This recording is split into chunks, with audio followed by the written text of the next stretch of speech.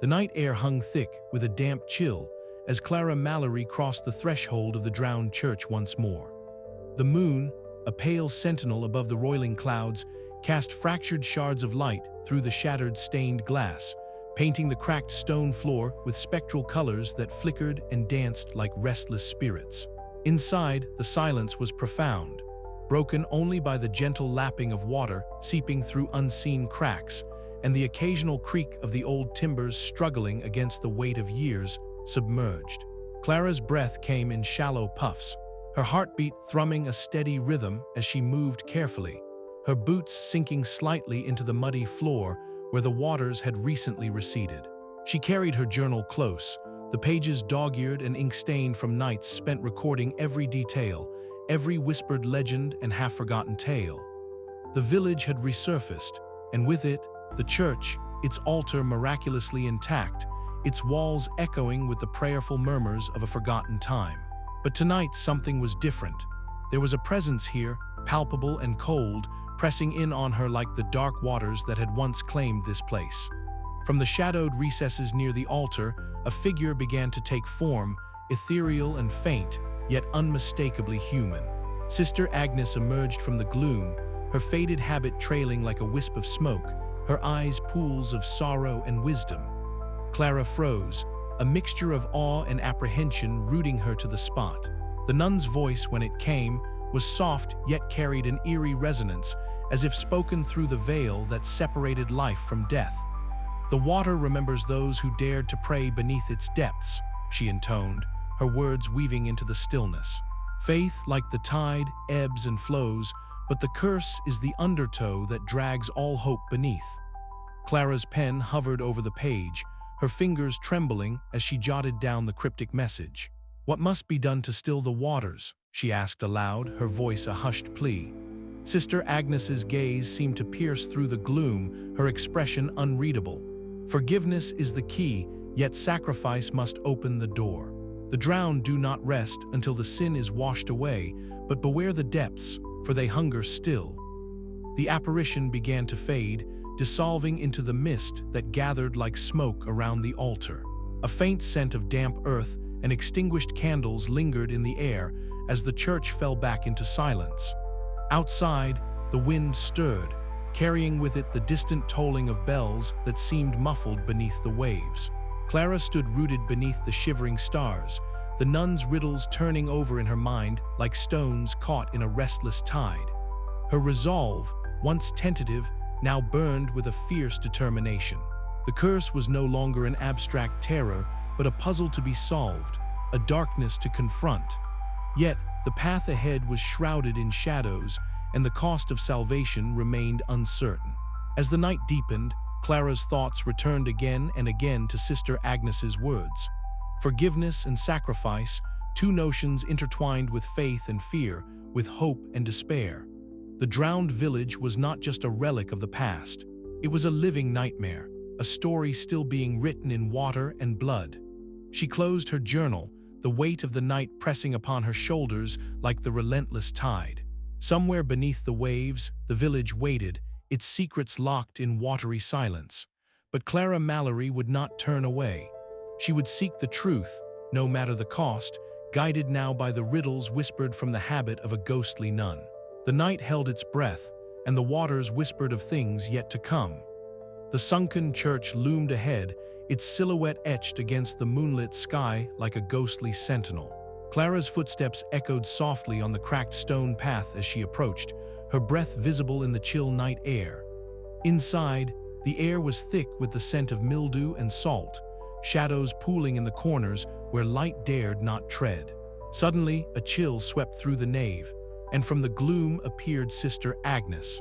Her presence was at once calming and unsettling, as though she belonged to another plane altogether. Clara's heart beat faster, a cocktail of fear and fascination gripping her. The nun's voice broke the silence again, her riddles weaving through the darkness. Beneath the flood, the altar waits, where faith was sealed by desperate fates. To break the chain, a soul must pay, a price in tears to light the way. Clara listened intently, the meaning unfolding in her mind like a labyrinth. The curse was a chain, forged by the villagers' sins, maintained by the vengeful priest's wrath. To break it, sacrifice was necessary, but whose? As Sister Agnes's figure began to dissolve, Clara called out, "How do I find the one to pay this price?" Only silence answered, the shadows closing in once more. Outside, the wind picked up, carrying the faint tolling of bells from the church tower, now submerged once again beneath the restless waters. Clara shivered, the weight of the nun's words settling deep within her soul. She knew the path ahead was fraught with peril, but armed with this new knowledge, she felt a cautious hope stir, a fragile light flickering against the encroaching darkness. The curse was far from broken, but for the first time, Clara saw a glimmer of salvation. And with that, she stepped back into the night, the drowned village's secrets calling her onward. The chill of the evening air bit through Clara's jacket as she followed Elia's down a narrow path that skirted the edge of the sunken village. The skeletal remains of wooden houses jutted from the earth like broken teeth, their once vibrant colors faded to ghostly grays and blues under the moonlight. The air was thick with the scent of damp wood, salt, and something else, something faintly metallic, like old blood. They reached a small clearing where a fire had been hastily built, its flames sputtering against the damp breeze. Elias knelt down, throwing a branch onto the fire, and the flames leapt higher, casting flickering shadows across his weather-beaten face. Clara settled herself on a fallen log, pulling her journal from her backpack and flipping it open, ready to capture whatever truths Elias was willing to reveal tonight. "You want to know what happened here?" Elias began, his voice low and rough like gravel, "but it's not a tale for the faint of heart. The village didn't drown by accident. It was a choice, a terrible choice made in desperation." Clara leaned forward, the ember light catching in her dark eyes. "A choice?" Elias nodded solemnly, eyes fixed on the glowing fire. "The crops failed. Year after year, the fields turned to dust. The river that fed us dried up, and the fish were gone. Hunger clawed at every belly. The village elders, fearing the end, sought a way out. They turned to the old ways, to rituals long buried beneath the church's stones." Clara's pen hovered above the page, her heart pounding as she absorbed the weight of his words. "What kind of rituals?" she asked, her voice barely above a whisper. "They made a pact," Elias said, voice dropping further, "with something not of this world. In exchange for salvation, they offered their souls, their faith, their very lives. The church became a gateway, a vessel for the curse that would bind us all." The fire crackled, sending sparks spiraling into the night sky as Clara shivered, unsure whether from the cold or the oppressive meaning behind the story. "And the vengeful priest," Clara pressed, recalling the spectral figure she had glimpsed in the ruins. "He was the one who led them," Elias said, his jaw tightening. "Once a man of God, twisted by power and fear. He became the curse's anchor, a sentinel ensuring the pact's price was paid." Clara's mind reeled. The village's fate was not a tragic accident, but a deliberate descent into darkness. She glanced toward the ruined church, its steeple barely visible against the starless sky, a monument to broken faith and shattered hope. The next day, Clara explored one of the ruined homes, the floorboards slick with moss and algae. Sunlight filtered weakly through a shattered window, illuminating ancient etchings carved into the walls. Symbols twisted and contorted, a language lost to time but heavy with menace. Her fingers traced the grooves, an unsettling energy prickling beneath her skin. She paused, listening. From the water's edge came faint, mournful wails, echoes of the restless dead. Shadows flickered across the shimmering surface, figures half seen, caught between worlds. Clara's breath caught. The village was alive in ways far beyond the physical. The curse was not just a story but a living, breathing force, feeding on fear and despair. That night by the fire once again, Clara confronted her own doubts. Elia's story challenged everything she believed about faith and survival. Could forgiveness and sacrifice undo what desperation had wrought? Or was she doomed to witness the endless repetition of tragedy? "What do we do now?" Clara asked, voice trembling but resolute. Elias looked at her, eyes reflecting the firelight and something deeper, hope perhaps, or the desperate need for it.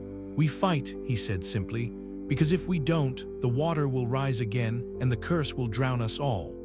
As the flames flickered low, Clara closed her journal. The path ahead was dark and uncertain, but she would face it. Beneath the surface of the drowned village lay truths that demanded reckoning, and she was ready to uncover them, no matter the cost. The night deepened around them, the restless waters whispering secrets only the brave dared to hear. And somewhere in the shadows of the sunken church, the vengeful priest watched, waiting for the next move in a game as old as faith itself. Clara's resolve hardened. The curse was real, and the stakes were higher than ever. But within the darkness, a fragile ember of hope flickered, one she was determined to keep alive. And so, beneath the surface of fear and despair, the battle for the village's soul had truly begun. The air hung thick, with the scent of damp earth and decay as Clara Mallory stepped cautiously onto the soggy shoreline of the resurfaced village. The brittle remains of wooden docks creaked faintly beneath her boots, the water lapping softly against the skeletal structures. It was a night swallowed by shadows, a moonless sky pressing down, heavy and suffocating. Clara's breath fogged in the chill, mingling with the whisper of unseen currents that stirred beneath the surface. Her eyes strained against the darkness, catching glimpses of movement where none should be. At the water's edge, faint flickers of light danced, translucent figures rising and falling like restless ghosts trapped between worlds. Their forms shimmered, wavering in and out of focus, pale faces etched with sorrow and longing. A low, mournful wail drifted over the waves, a sound that set Clara's heart pounding with a mixture of fear and fascination. Clara took a tentative step closer, clutching her journal tightly in one hand, the other reaching instinctively for the small crucifix she wore around her neck. The apparitions seemed drawn to the light her torch cast, their hollow eyes reflecting its glow. She whispered to herself, voice barely audible, "They're here, but why now?" From the shadows behind her, the creak of old timber echoed, a subtle reminder that the village was not entirely abandoned.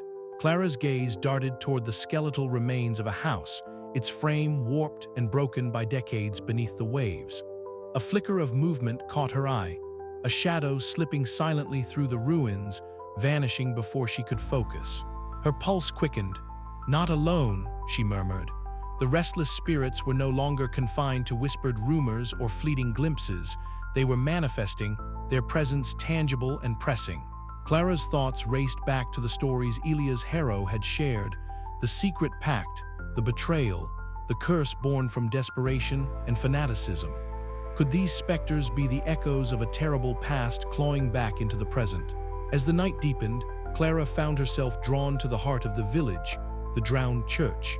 Its spire, once proud and defiant, now stood fractured and half-submerged, a monument to faith drowned beneath the relentless tides. Approaching the churchyard, the temperature seemed to drop. A sudden stillness settled, broken only by the distant murmur of water against stone. Then, as if summoned by her presence, a figure materialized beside her, Sister Agnes. Ethereal and serene, the ghostly nun's faded habit fluttered in an unseen breeze. Her eyes held a depth of sorrow that pierced Clara's soul. "Beware," Sister Agnes whispered, voice like the rustle of dry leaves. "The waters remember. The curse awakens with the tide." Clara swallowed hard, the weight of the warning settling over her like a shroud. "How do I stop it?" she asked, voice trembling. The nun merely smiled sadly, fading as silently as she had come, leaving Clara alone with the gathering darkness and rising fear. Retreating to a sheltered corner within the church's crumbling walls, Clara lit a candle and opened her journal. Her pen moved frantically across the pages, capturing every detail, the apparitions, the whispers in the night, the chilling encounter with Sister Agnes. The candlelight flickered, casting dancing shadows that seemed to pulse with a life of their own. Outside, the oppressive silence shattered. From the depths of the waterlogged sanctuary, ghostly chants began to rise, a haunting litany that seeped into Clara's bones.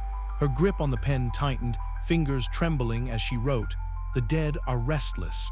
The curse is no longer hidden beneath the waves." Her thoughts spiraled into a tempest of dread and determination. Each new manifestation was a warning, a herald of the darkness to come. The boundary between the living and the dead was dissolving, and Clara knew she was standing at the edge of a nightmare that threatened to consume her. But beneath the fear, a stubborn ember of hope burned. To uncover the truth was to find a way to end the curse. To remember was to resist forgetting. Clara's journey was far from over. The shadows in the water whispered secrets she was determined to unravel, no matter the cost. With a final glance toward the restless surface, Clara closed her journal and steeled herself against the night. The spirits were watching, waiting, but so was she. And in the depths of the drowned village, the struggle between faith and terror was only beginning. The wind shifted, carrying with it the faint toll of a distant bell, half-drowned, yet defiant. Clara's breath caught. The curse was awakening, and with it, a reckoning long overdue. She stepped forward into the shadows, into the water's cold embrace, ready to confront the darkness that lurked beneath. The night was alive with whispers, and Clara was listening. The story was far from finished. Clara Mallory stepped into the mayor's office with a quiet but resolute pace, the polished wooden floorboards creaking softly under her boots. The room was a shrine to the town's self-image. Gleaming brass fixtures, heavy leather chairs, and walls lined with framed photographs capturing decades of civic pride. Yet beneath the veneer of order and tradition, Clara felt the undercurrent of unease that had settled in her chest since the village had resurfaced. Mayor Whitcomb sat behind his expansive mahogany desk, his stout frame clad in a dark suit that seemed almost too formal for the late afternoon hour. His graying hair was combed meticulously, and his eyes, sharp and calculating, lifted briefly to regard Clara as she closed the door behind her. "Ah, Miss Mallory," he said smoothly, a practiced smile touching his lips. "To what do I owe the pleasure?" Clara returned the smile with a firmness that betrayed none of the turmoil roiling inside. "Mayor Whitcomb, I need to speak with you about the village, the one that surfaced after a century underwater." The mayor leaned back in his chair, steepling his fingers. "Yes, I'm quite aware of the local excitement. A curious event, no doubt, but hardly cause for alarm." Clara's gaze sharpened. "It's more than curiosity. There's a darkness tied to that place, a curse that doomed the village long ago. I've seen things, heard things. The spirits of those who prayed in the drowned church have not found peace." A flicker of impatience crossed the mayor's face, quickly masked by his diplomatic smile. "Miss Mallory, with all due respect, these are old legends.